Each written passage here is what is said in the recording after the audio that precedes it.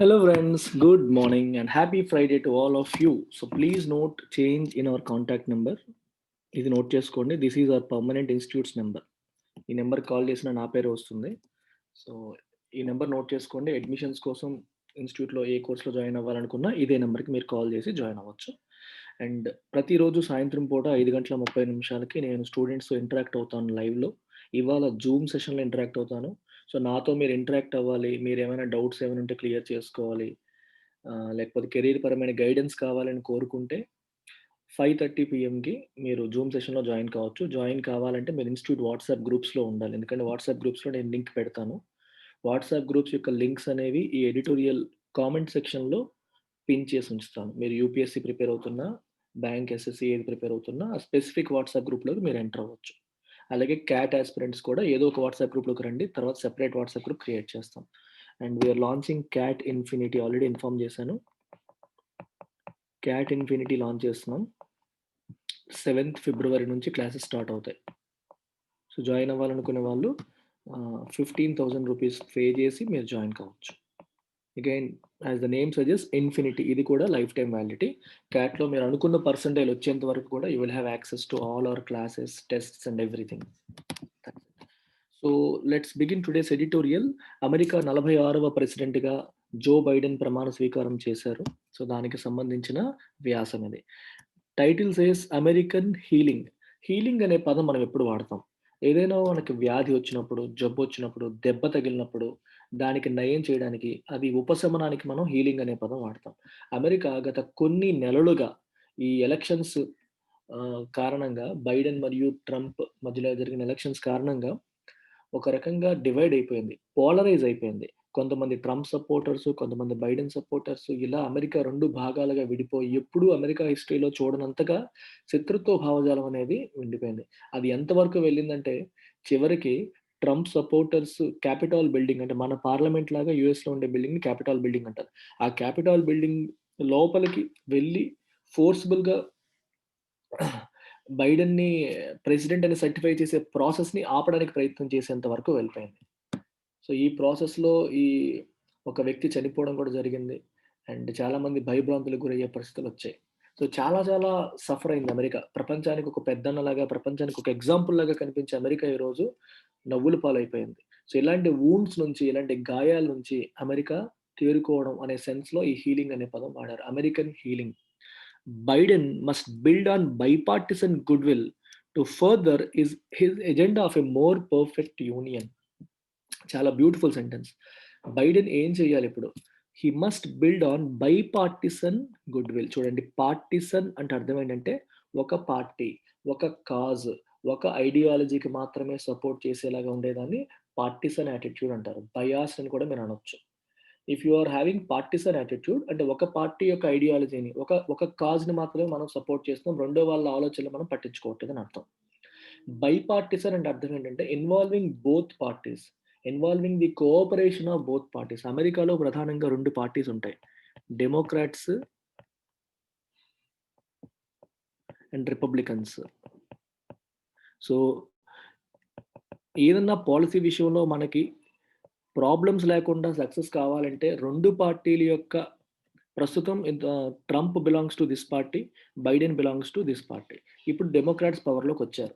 మనం పవర్‌లో ఉన్నాం కదా అని చెప్పి ఏకపక్ష విధానాలు వెళ్ళకుండా బైపార్టిసన్ అంటే అందరిని కూడా సంఘీభావంలోకి తీసుకొని, అందరి యొక్క అభిప్రాయాలను తెలుసుకొని, వాళ్ళకి కూడా ఇన్ఫార్మ్ చేస్తూ, వాళ్ళ యొక్క అభిప్రాయాలు గౌరవిస్తూ ముందుకు వెళ్తే దాన్ని బైపార్టిసన్ అని చెప్పన్నారు. గుడ్ విల్ అంటే ఒక ఫ్రెండ్లీ యాటిట్యూడ్. వేరే పార్టీతో మనం అదే ఫ్రెండ్లీ యాటిట్యూడ్ మెయింటైన్ చేస్తూ వాళ్ళ ఆలోచనలకి, ఐడియాలజీలకి కూడా మనం మాట్లాడడానికి స్కోప్ కల్పిస్తూ వెళ్తే అలా వెళ్ళాలి. Must build on that. అలా వెళ్తేనే అలా వెళ్ళాలి. దేనికోసం? To further. ఫర్దర్ అంటే ఇక్కడ వర్బ్ కింద వాడారు. It is used as a verb. అంటే టు టేక్ ఫార్వర్డ్. ముందుకు తీసుకెళ్ళడానికి. ఏది ముందుకు తీసుకెళ్ళడానికి? His agenda of a more perfect union. పర్ఫెక్ట్‌గా అమెరికా ఒకే ఒక యూనియన్ లాగా పర్ఫెక్ట్‌గా ఇలా కొట్టుకుంటూ, గొడవలాడుకుంటూ ఉండే దేశంలా కాకుండా, ఒక పర్ఫెక్ట్ యూనియన్ లాగా అమెరికా ఉండాలి అనేది ఆయన ఎజెండా. ఆ ఎజెండాని ఆయన ముందుకు తీసుకెళ్లాలంటే 2 పార్టీలని కలుపుకొని పోవాలి. ఒక డెమోక్రాట్స్‌గా కాదు, రిపబ్లికన్స్‌ని కూడా కలుపుకొని ఒక గుడ్ విల్ మెయింటైన్ చేస్తూ ముందుకు వెళ్ళాలి అని అర్థం. After one of the most contentious elections and presidential transitions in the recent history, it was a relatively scaled back inauguration ceremony that finally placed 46th President of the US, Joe Biden, in the Oval Office. After one of the most contentious elections, వివాదాస్పదమైన controversial contentious అంటే content చేసేలాగా గొడవ పడేలాగా ఎప్పుడు చూడనంత contention జరిగింది, పోటీ జరిగింది ఈ ఎలక్షన్స్ లో. సో చాలా ఎక్కువగా ఒకళ్ళపైన ఒకళ్ళనొకళ్ళు అవమానపరుచుకున్నారు, తక్కువ చేసి మాట్లాడుకున్నారు, గొడవలు ఆడుకున్నారు, రెచ్చగొట్టుకున్నారు, చాలా జరిగాయి. చాలా ఆర్గ్యుమెంట్స్ క్రియేట్ చేస్తూ సాగిన ఎలక్షన్స్ ఇవి. అలాగే ప్రెసిడెన్షియల్ ట్రాన్సిషన్స్ కూడా. ఇప్పుడు బైడెన్ గెలిచిన తరువాత కూడా ట్రంప్ ఒక పట్టాను ఒప్పుకోలేదు. కేసులు వేయడానికి ప్రయత్నం చేశారు, రెచ్చగొట్టడానికి ప్రయత్నం చేశారు, ఏ రకంగానైనా ఆపడానికి ప్రయత్నం చేశారు, రిజల్ట్‌ని ఎలా ఓవర్‌టర్న్ చేయొచ్చు అనే విషయంలో ఆలోచన చేశారు. చివరికి ఆయన సపోర్టర్స్ సెనెట్ పైన దాడి చేసేంత వరకు వెళ్ళిపోయింది. అందుకే ప్రెసిడెన్షియల్ ట్రాన్సిషన్ ట్రంప్ నుంచి ఆయన శాంతియుతంగా మీరొచ్చి తీసుకోండి అని చెప్పి ఆయన పిలవడం గాని, ఒక విందు ఇవ్వడం గాని, ఇన్‌ఫాక్ట్ బైడెన్ ప్రమాణ స్వీకారానికి కూడా ట్రంప్ హాజరవ్వలేదు. జనరల్‌గా కొత్త ప్రెసిడెంట్ ఎలెక్ట్‌ని ఎళ్ళిపోయే ప్రెసిడెంట్ విందుకు పిలుస్తారు. అది పిలవలేదు. ఆయన ప్రమాణ స్వీకారానికి కూడా ఆయన హాజరవ్వలేదు. సో, ట్రాన్సిషన్ కూడా ప్రాపర్‌గా జరగలేదు ఒకళ్ళ నుంచి ఒకళ్ళకి. ఇది జరిగిన తర్వాత it was a relatively scaled back inauguration ceremony. Scaled back అంటే అంత గొప్పగా, గ్రాండ్‌గా కాకుండా సింపుల్‌గా తేల్చేశారు ఇనాగరేషన్ సెరమనీ అనేది అని చెప్తున్నారు. ఆ ceremony that finally placed 46th president of the US Joe Biden in the Oval Office. Inauguration ceremony ఆయన్ని ఆ కుర్చీలో కూర్చోబెట్టిన, వైట్ హౌస్‌లో కూర్చోబెట్టిన ఈ సెరమనీ అనేది సింపుల్‌గా జరిగింది. స్కేల్డ్ బ్యాక్ అంత ఎక్కువగా గ్రాండ్‌గా కాకుండా నార్మల్‌గా జరిగింది అని అర్థం. ఓకే. ఇవన్నీ జరిగాక అది సింపుల్‌గా చేసేసారు అనే మీనింగ్ మీకిక్కడొస్తుంది.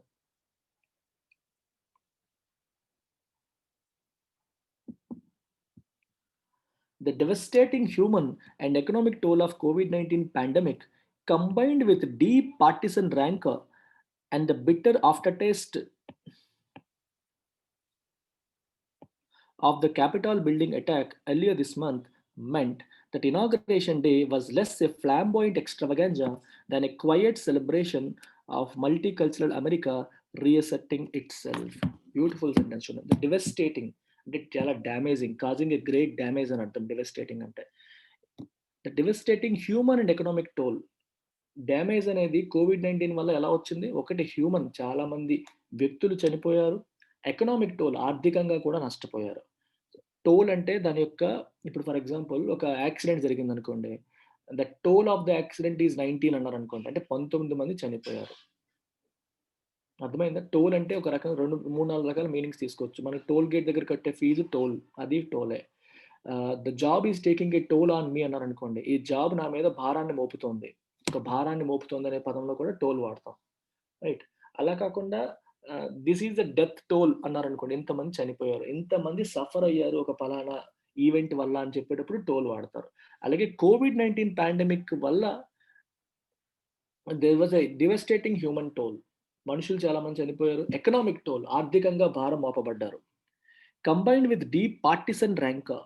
పార్టిసన్ అని చెప్పాను. ఒక పార్టిసన్ అంటే అర్థం ఏంటి? బయాస్డ్. అంటే ఒక పార్టీకి, ఒక కాజ్‌కి ఎక్కువగా సపోర్ట్ చేస్తూ వచ్చిన ర్యాంకర్. ర్యాంక్ అంటే బిట్టర్ రిసెంట్‌మెంట్. అంటే వ్యతిరేక భావజాలం. ఇప్పుడు ఫర్ ఎగ్జాంపుల్ మనం బీజేపీ సపోర్టర్‌గా ఉంటే కాంగ్రెస్ వ్యతిరేకంగా ఉండాల్సిన అవసరం లేదు. కానీ మన దేశంలో ఉంటాం. కాంగ్రెస్ సపోర్టర్‌గా ఉంటే బీజేపీ వ్యతిరేకంగా ఉండాల్సిన అవసరం లేదు. కానీ అలా ఉంటాం.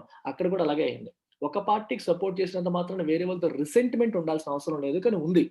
అందుకే పార్టిసన్ ర్యాంకర్ అన్నారు. ర్యాంకర్ అంటే మీనింగ్ ఏంటంటే ఒక బిటర్ రిసెంట్‌మెంట్, ఒక హొస్టైల్‌నెస్, అన్‌ఫ్రెండ్లీనెస్. సింపుల్ థింగ్ ఏంటంటే అన్‌ఫ్రెండ్లీగా ఉండడం. పార్టిసన్ అంటే ఒక పార్టీకి సపోర్టివ్‌గా ఉండడం. And the bitter after taste of after taste అంటే అర్థం ఏంటి? మనం ఏదన్నా మంచి కూల్ డ్రింక్ తాగామనుకోండి, లేకపోతే ఒక మంచి జ్యూస్ తాగామనుకోండి, తాగేసిన తర్వాత కూడా మన నోట్లో ఆ టేస్ట్ కొద్దిసేపు ఉంటుంది. దాన్ని ఆఫ్టర్ టేస్ట్ అంటాం. ఒక మంచి బిర్యానీ తిన్నామనుకోండి, ఆ ఫీల్ కొంతసేపు కంటిన్యూ అవుతుంది. The aftertaste of having a sumptuous biryani అంటాం. అలాగే ఇది పాజిటివ్‌గా వాడొచ్చు, నెగెటివ్‌గా వాడొచ్చు. ఇక్కడ బిటర్ అనేది నెగెటివ్, చేదు. Bitter after taste. ఇక్కడ తినడం అనే దాని గురించి ఇది వాడలేదు. ఒక ఇన్సిడెంట్. ఆ ఇన్సిడెంట్ మన మనసులో ఎటువంటి భావాల్ని మిగిల్చింది అనే సెన్స్‌లో వాడారు. ఏ incident? The Capitol building attack. మనకి పార్లమెంట్‌లోకి అక్కడ క్యాపిటల్ బిల్డింగ్ అని చెప్పాను. క్యాపిటల్ బిల్డింగ్ పైన జరిగిన అటాక్ ఏదైతే ఉందో, అది కూడా విదేశీయులు చేసింది కాదు. అమెరికన్సే చేసిన అటాక్. అందుకే అదొక డెమోక్రసీ పైన జరిగిన దాడి కింద దాన్ని భావించారు. ఆ భావం అనేది మనసులో ఉండిపోయింది. ప్రపంచపు oldest democracy America. Biggest democracy India. Oldest democracy పుట్టింది అమెరికాలో. ప్రపంచానికి డెమోక్రసీ నేర్పించింది మేమని అమెరికా గొప్పలు చెప్పుకుంటుంది. అలాంటిది అమెరికాలో అమెరికన్సే డెమోక్రసీకి సింబల్ లాంటి, దేవాలయం లాంటి క్యాపిటల్ బిల్డింగ్, మనకి పార్లమెంట్ ఎలా అయితే ఉంటుందో వాళ్ళ క్యాపిటల్ బిల్డింగ్ పైన దాడి జరిగింది. అండ్ అది జరిగిపోయిన తర్వాత కూడా you will still have those scars. దాని యొక్క గీతలు. స్కార్ అంటే అర్థం ఏంటంటే మనకి దెబ్బ తగిలినప్పుడు దాని గీతలు ఉండిపోతాయి చూడండి బాడీ పైన. అలాగే దీని యొక్క ఆఫ్టర్ టేస్ట్ అనేది ఉండిపోయింది మనసుల్లో. అర్థమవుతుందా? ఇవన్నీ ఉన్నాయి. ఇవున్నాయి. ఒకవైపేమో human and economic toll of కోవిడ్-19 పాండమిక్, ఇవన్నీ కారణాల వల్ల మెంట్ that the inauguration day was less a flamboyant extravaganza. ఈ కారణాల వల్ల ఇనాగరేషన్‌ని గ్రాండ్‌గా చేయలేదు. ఫ్లాంబాయింట్ అంటే గొప్పగా షోకేస్ చేస్తూ గొప్ప గొప్పగా చేయడం ఫ్లాంబాయింట్. ఎక్స్‌ట్రావగెన్జా అంటే మీనింగ్ కూడా అంతే. చాలా ఎంటర్‌టైన్‌మెంట్‌తో దీంతో చేసే, మీకు చూడండి ఐపీఎల్ ఓపెనింగ్ సెరమనీ, మన మన తెలుగులో 'బిగ్ బాస్' చేసేటప్పుడు ఓపెనింగ్ సెరమనీ, ఫైనల్ సెరమనీ చేస్తారు. ఎక్స్‌ట్రావగెన్జా చాలా హడావిడితో చేసేదాన్ని ఎక్స్‌ట్రావగెంజా అంటాం. హడావిడి లేకుండా, హంగు, ఆర్భాటాలు లేకుండా సింపుల్‌గా less a flamboyant extravaganza than a quiet celebration of multicultural America reasserting itself. Quiet అంటే సైలెంట్‌గా, హడావిడి లేకుండా, నెమ్మదిగా celebration of multicultural America reasserting itself. ఈ పదం చాలా చాలా ఇంపార్టెంట్. ఇప్పుడు మీరు గుర్తుంటే ట్రంప్ హయాంలో ఆయన అమెరికా ఫస్ట్, అమెరికా ఫస్ట్ అనే నినాదాన్ని తీసుకొచ్చారు. అమెరికా ఫస్ట్ అనే నినాదం దేనికి దారితీస్తుంది? విదేశీయుల్ని తక్కువ చేసేలాగా. లేకపోతే అమెరికా అనేది ప్రపంచ దేశాల్లో అన్ని దేశాల వాళ్ళు అమెరికాలో ఉంటారు. ఎందుకంటే America is the most powerful country in the world. కాబట్టి చైనా నుంచి, అమెరికా, హాంకాంగ్ నుంచి, యూరోప్ నుంచి, ఆఫ్రికా నుంచి, ఏషియా నుంచి, ఇండియా, అన్ని కంట్రీల నుంచి, అన్ని ఖండాల నుంచి ప్రజలు అమెరికాలో నివసిస్తా ఉంటారు. యాక్చువల్‌గా it's a multi cultural world. ఒక అమెరికాకెళ్తే మన ప్రపంచం అంతా చూసినట్టే ఉంటుంది. అన్ని ప్రాంతాల వాళ్ళు, అన్ని దేశాల వాళ్ళు, అన్ని జాతుల వాళ్ళు కనిపిస్తారు అమెరికాలో. అన్ని రేసెస్ వాళ్ళు అమెరికాలో కనిపిస్తారు. అలాంటి మల్టీ కల్చరల్ ఆహ్, అన్ని రకాల ప్రాంతాల వాళ్ళు, దేశాల వాళ్ళకు బతికే అట్మాస్ఫియర్ అమెరికాలో ఉంటుంది. ఓపెన్‌నెస్ ఉంటుంది. కానీ ట్రంప్ హయాంలో అది తగ్గిపోయింది. విదేశీయులు ఎక్కువ మంది అయిపోవడం వల్ల, ఇమ్మిగ్రెంట్స్ ఎక్కువ మంది అయిపోవడం వల్ల అమెరికన్ రెసిడెంట్స్‌కి ఉద్యోగ అవకాశాలు పోతున్నాయి. అమెరికా ఫస్ట్, ఫస్ట్ మన వాళ్ళని మనం చూసుకోవాలనే భావజాలాన్ని ఆయన బాగా రెచ్చగొట్టారు. అది బాగా రెచ్చగొట్టడం అనేది ప్రీవియస్ ఎరాలో జరిగింది. అందుకని అంటున్నారు ఇప్పుడు ట్రంప్ ఓడిపోయారు. బైడెన్ వచ్చారు కాబట్టి మల్టీ కల్చరల్ అమెరికా, అన్ని కల్చర్స్‌ని యాక్సెప్ట్ చేసే అమెరికా రీఅసెర్టింగ్ ఇట్‌సెల్ఫ్, మళ్ళీ తనను తాను రీఅసెర్ట్ చేసుకుంటుంది. తన బలాన్ని నిరూపించుకునేలాగా లాంటి సెలబ్రేషన్ ఇది అని చెప్పి ఈ సెంటెన్స్ యొక్క మీనింగ్. రీఅసెర్ట్ అంటే అసెర్ట్ ఇట్‌సెల్ఫ్ అగైన్. అసెర్ట్ అంటే అర్థం ఏంటి? To state something firmly.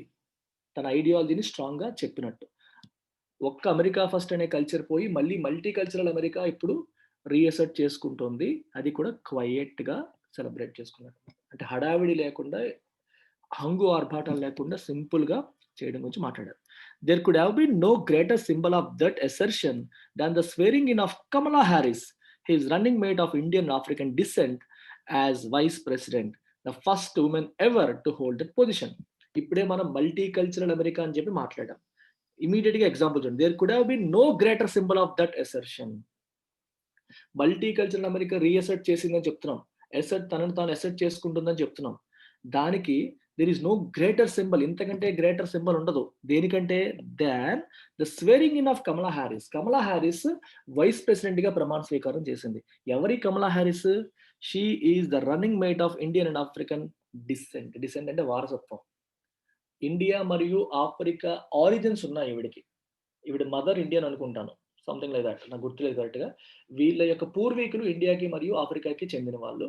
So, వాళ్ళ వారసత్వంలో వచ్చిన అమ్మాయి. అంటే ప్రాపర్‌గా అమెరికాకి చెందిన అమ్మాయి కాదు. అంటే పూర్వీకులు అమెరికన్స్ కాదు.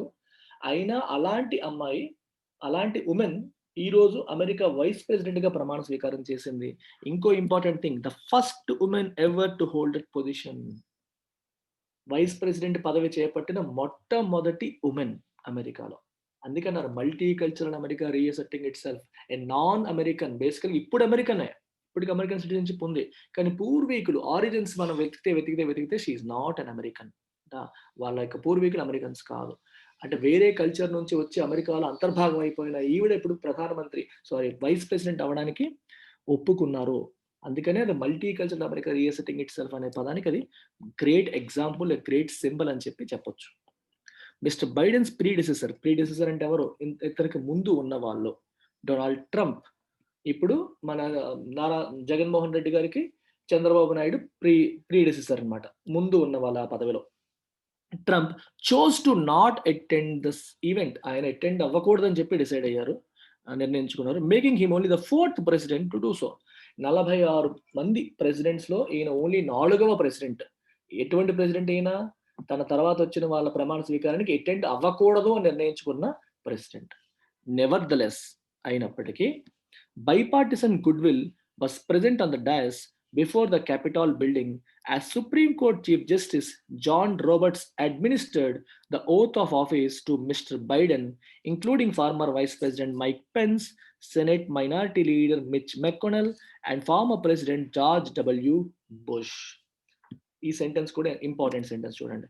నెవర్‌దలెస్ అయినప్పటికీ bipartisan goodwill was present. Bipartisan goodwill అంటే అర్థం ఏంటి? 2 పార్టీలకి చెందిన మ్యూచువల్ కోఆపరేషన్. మీకు ఇందాకే చెప్పాను బైపార్టిసన్ అంటే involving mutual cooperation of both parties. Goodwill అంటే friendly attitude. That was present on the dais. అదేంటి మరి ట్రంప్ అటెండ్ అవ్వలేదు కదా సెషన్. అయినా సరే బైపార్టిసన్ గుడ్ విల్ ఉందని ఎలా చెప్తున్నారు? ట్రంప్ రిపబ్లికన్ పార్టీకి చెందిన వ్యక్తి. ఆయనేమో ఇది అటెండ్ కాలేదు. అయినప్పటికీ bipartisan goodwill was present on the dais అని చెప్పి అంటున్నారు. క్యాపిటల్ బిల్డింగ్ ముందున్న డయాస్‌లో ఈ ఓత్ టేకింగ్ సెరమనీ జరిగింది. ఎవరు చేశారు? మన ఇండియాలో లాగే సుప్రీం కోర్ట్ చీఫ్ జస్టిస్ చేస్తారు. ఓత్ టేకింగ్ అంటే వీళ్ళకి అడ్మినిస్టర్ చేస్తారు. రైట్. అక్కడ కూడా Supreme Court chief justice John Roberts administer చేశారు. Oath of office to Mister Biden. అయితే ఇందులో ఎవరెవరు అటెండ్ అయ్యారో చూడండి. Former vice president Mike Pence. Mike Pence ఎవరు? ట్రంప్ హయాంలో వైస్ ప్రెసిడెంట్. అంటే ఆయన రిపబ్లికన్ పార్టీకి చెందిన వ్యక్తే కదా! ఆయన ఉన్నారు. Senate minority leader Mitch McConnell. తిను కూడా రిపబ్లికన్ పార్టీకి చెందిన లీడరే. తను ఉన్నారు. And former president George W Bush. George W Bush కూడా రిపబ్లికన్ పార్టీకి చెందిన వ్యక్తే. పాత ప్రెసిడెంట్. ఆయన కూడా వచ్చారు. అందుకనే bipartisan goodwill was present అని చెప్పి రాయడం జరిగింది. It was bipartisanship and societal healing that appeared to be the theme of Mr. Biden's speech as he owed to unite all Americans to fight the foes they faced of anger, resentment, hatred, extremism, lawlessness, violence, disease, joblessness, hopelessness. చాలా చాలా important sentence చూడండి. So చాలా important sentence. ఈ sentence ఏం చెప్తుంది? It was bipartisanship and societal healing. Bipartisanship అంటే అర్థం ఏంటి? Involving both parties, building mutual cooperation and societal healing. అంటే సొసైటీ ఇప్పుడు గొడవలు పడి పోలరైజ్ అయిపోయి 2 భాగాలుగా విడిపోయి కొట్టుకుంటోంది. శత్రుత్వ భావం పెరిగిపోయింది. అది హీల్ అవ్వాలి. అంటే ఆ భావాలు పోవాలి. ఉపశమనం కలగాలి. ఈ 2 that appeared to be the theme of mister Biden speech. Biden ఇచ్చిన స్పీచ్‌కి థీమ్ అవిలాగా కనిపించాయి. అంటే అమెరికా మళ్ళీ ఒకటి అవ్వాలి, యునైట్ అవ్వాలి, ఇలా విడిపోకూడదు. అలాగే 2 పార్టీలు కలిసి పనిచేయాలి అనేదే బైడెన్ థీమ్ లాగా కనిపించింది. యాజ్ హి ఓడ్ అంటే ప్రతిజ్ఞ చేశారు. అంటే శపథం చేయడం. ఏమని శపథం చేశారు? To unite all Americans. Americans అందరిని యునైట్ చేస్తాను అని చెప్పి ఆయన ప్రతిన పూనారు. దేనికి? To fight the force they faced. Force అంటే ఎనిమీస్. ఫ్రెండ్ అండ్ ఫో అంటారు. ఫ్రెండ్‌కి ఆపోజిట్ ఫో. అమెరికా ఫేస్ చేసిన ఎనిమీస్‌ని ఫైట్ చేయడానికి అందరిని నేను యునైట్ చేస్తాను అని చెప్పి ఆయన ప్రతిన పూనారు. ఏంటా ఎనిమీస్? ఫోర్స్ ఆఫ్ యాంగర్ కోపం, రిసెంట్మెంట్ వ్యతిరేక భావం. వేరే వాళ్ళపైన ఒక వ్యతిరేక భావాన్ని మనం రిసెంట్మెంట్ అంటాం. హేట్రెడ్ అసహ్యం, extremism having extreme views, moderation లేకుండా ఎక్స్ట్రీమ్ థింక్ చేయడం, లాలెస్నెస్ చట్టం పట్ల గౌరవం లేకపోవడం, చట్టాన్ని ఫాలో అవ్వకపోవడం, వైలెన్స్ హింసకి ప్రేరేపించడం, హింసని ఏదైనా మనం అనుకుని సాధించకపోతే హింసాత్మక సంఘటనలు చేయడం, డిసీజ్, జాబ్లెస్నెస్, హోప్లెస్నెస్ ఇవన్నీ కూడా ఈ ఎనిమీస్ అన్నిటికీ ఫైట్ చేయడానికి అమెరికా నేను యునైట్ చేస్తాను అని చెప్పి ఆయన ప్రతినబూనారు.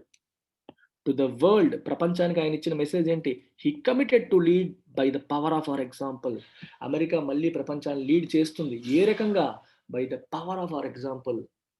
మనం కరెక్ట్‌గా ఉండడం ద్వారా అరే అమెరికా చూడండి ఎలా ఉంది, మనం కూడా అలా ఉండాలి అనేలాగా అమెరికాని నేను బిల్డ్ చేసి మనల్ని ఒక ఎగ్జాంపుల్‌గా చూపిస్తూ ప్రపంచాన్ని గైడ్ చేస్తాను అని చెప్పి ఆయన కమిట్ చేశారు. So this is about mister Biden speech. It was a demonstration of not only power but political intent when, on his first day in office, Mr. Biden expediently reversed a range of Trump era actions by issuing 17 executive orders and directives to cancel the US's exit from the Paris Climate Agreement and WHO, include non-citizens in the census count, protect immigrants under the Deferred Action for Childhood Arrival program from heightened risk of deportation, revoke the Remain in Mexico policy, halt construction of the infamous southern border wall, and end egregious Muslim ban. ఎన్ని ఉన్నాయో చూడండి. ఒకే sentence ఇక్కడ నుంచి ఇక్కడ వరకు కూడా. It was a demonstration of not only power, ఇది power demonstration మాత్రమే కాదు, బట్ పొలిటికల్ ఇంటెంట్ కూడా. పొలిటికల్ గా ఆయన ఇంటెంట్ ఏంటో కూడా, ఆయన ఉద్దేశం ఏంటో కూడా ఆయన డెమాన్స్ట్రేట్ చేశారు ఫస్ట్ డే ఇన్ ఆఫీస్ రోజు, on his first day in office.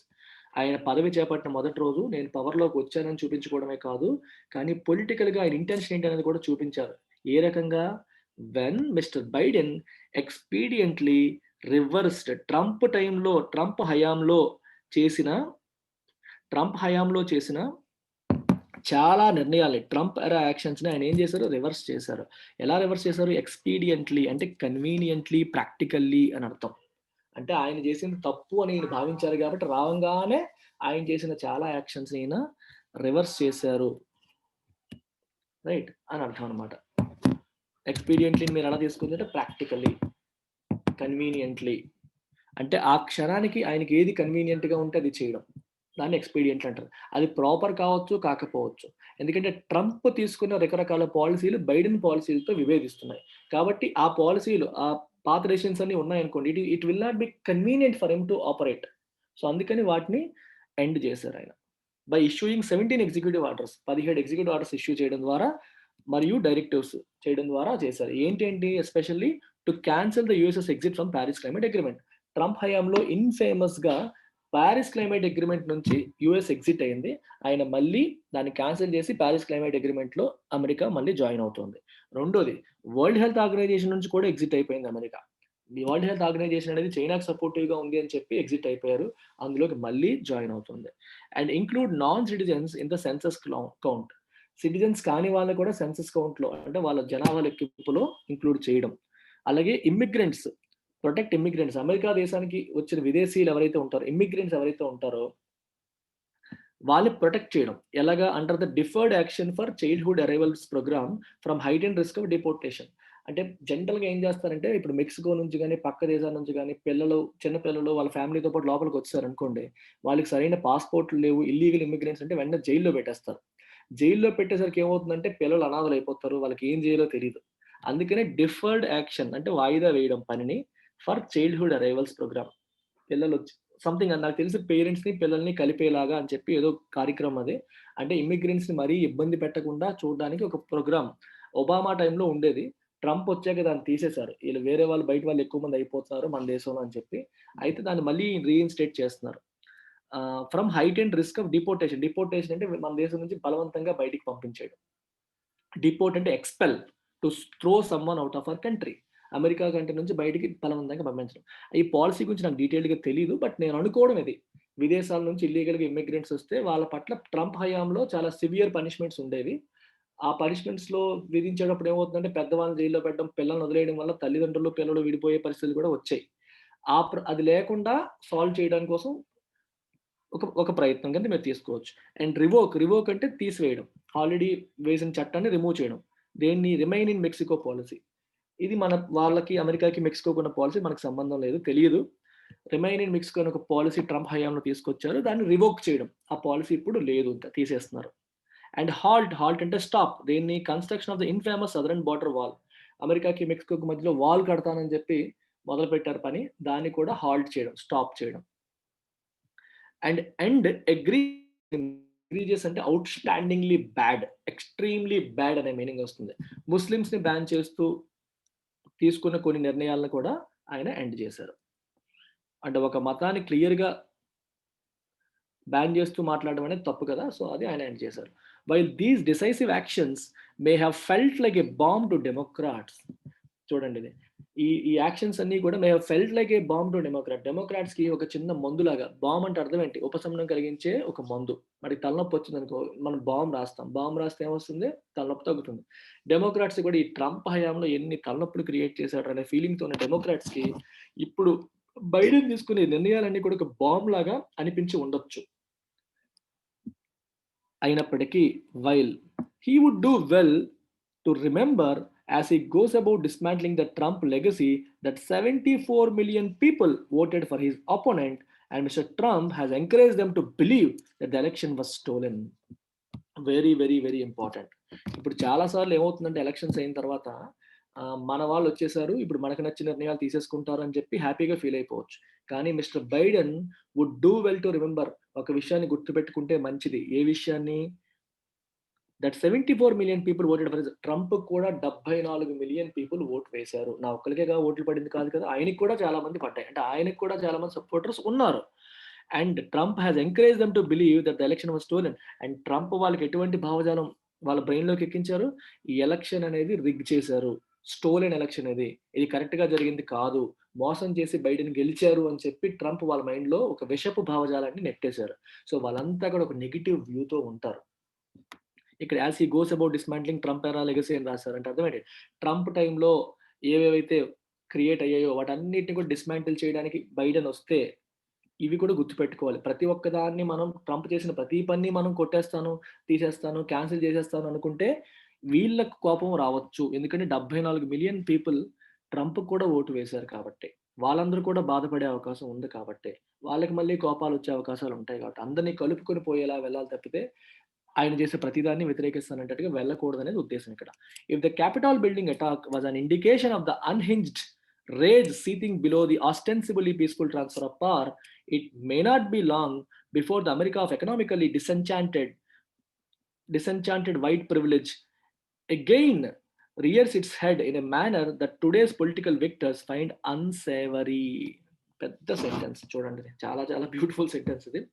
If the Capitol building attack was an indication of the unhinged rage. Capitol building పైన జరిగిన అటాక్, దీని గురించి ఆల్రెడీ మనం ఎడిటోరియల్‌లో మాట్లాడాము. వాజ్ అన్ ఇండికేషన్, అదొక ఇండికేషన్ అయితే దేని of what? The unhinged rage. Unhinged అంటే మెంటల్లీ ఇంబాలెన్స్డ్, మెంటల్‌గా బ్యాలెన్స్ లేకుండా. రేజ్ అంటే కోపం. సీతింగ్ బిలో అంటే లోపల మరుగుతూ ఉండడం. అంటే హిడెన్ యాంగర్‌ని మనం సీతింగ్ అంటాం. లోపల మరిగిపోతుంది కోపం, బయటికి చూపించట్లేదు కానీ అని అర్థం. యాక్చువల్‌గా ఈ లోపల మరిగిపోతున్న కోపం, బ్యాలెన్స్ తప్పి మరిగిపోతున్న కోపానికి ఇండికేషనే క్యాపిటల్ బిల్డింగ్ అటాక్. అలా లోపల ఉంది కాబట్టి ఆ రోజు ఆ బిల్డింగ్ పైన అటాక్ చేయడం అనేది జరిగింది. దాన్ని మనం ఒక ఇండికేషన్‌గా తీసుకుంటే below the ostensibly peaceful transfer of power. Ostensible అంటే బయటికి కనిపించడం. బయటికి ఎలా కనిపిస్తుంది? పీస్‌ఫుల్‌గానే ట్రాన్స్‌ఫర్ అయింది కదా! పవర్ పెద్దగా ఏం గొడవలు లేకుండా పవర్ ట్రాన్స్‌ఫర్ జరిగింది కదా! అని బయటికి కనిపిస్తుంది.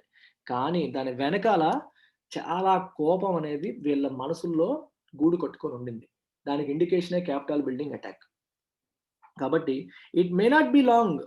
కాబట్టి వాళ్ళు ఆల్రెడీ కోపాలతో, బాధలతో ఉన్నారు కాబట్టి it may not be long before the America of economically disenchanted. ఎకనామికల్‌గా డిసెన్చాంటెడ్ అంటే డిసప్పాయింట్ అయిన వాళ్ళు, ఆర్థికంగా డిసప్పాయింట్ అయిన వాళ్ళు. Disenchanted white privilege. దీని అర్థం ఏంటంటే చూడండి ఓవరాల్‌గా. అమెరికాలో ట్రంప్ ఎరా పాలిసీ, అసలు ట్రంప్‌కి ఎందుకు ఓట్లొచ్చాయి లాస్ట్ టైము? ట్రంప్‌కి ఓట్లు రావడానికి మెయిన్ కారణం ఏంటంటే అమెరికా ఫస్ట్ అనే నినాదం. అమెరికాలో ఉన్న middle class, upper class Americans కాదు. అమెరికాలో ఉన్న middle class white Americans, actual Americans వాళ్ళందరూ కూడా ట్రంప్‌ని సపోర్ట్ చేశారు. ఎందుకు సపోర్ట్ చేశారంటే ఈయనొస్తే మనల్ని చూసుకుంటాడు. విదేశీయులు ఎక్కువైపోయి, ఇమ్మిగ్రెంట్స్ ఎక్కువైపోయి మనకి ప్రిఫరెన్స్ తగ్గిపోతుంది. వాళ్ళకి మనల్ని ఈక్వల్‌గా చూడడం కరెక్ట్ కాదు. ఈ రకమైన భావజాలం ఉండేది. దాన్ని రెచ్చగొట్టి నేనొస్తే మిమ్మల్నే చూసుకుంటానని చెప్పి ఇమ్మిగ్రేషన్ పాలిసీలన్నీ కూడా అమెరికన్స్‌కి ఫేవరబుల్‌గా, వేరే కంట్రీ వాళ్ళకి వ్యతిరేకంగా బిల్డ్ చేయడం అనేది జరిగింది.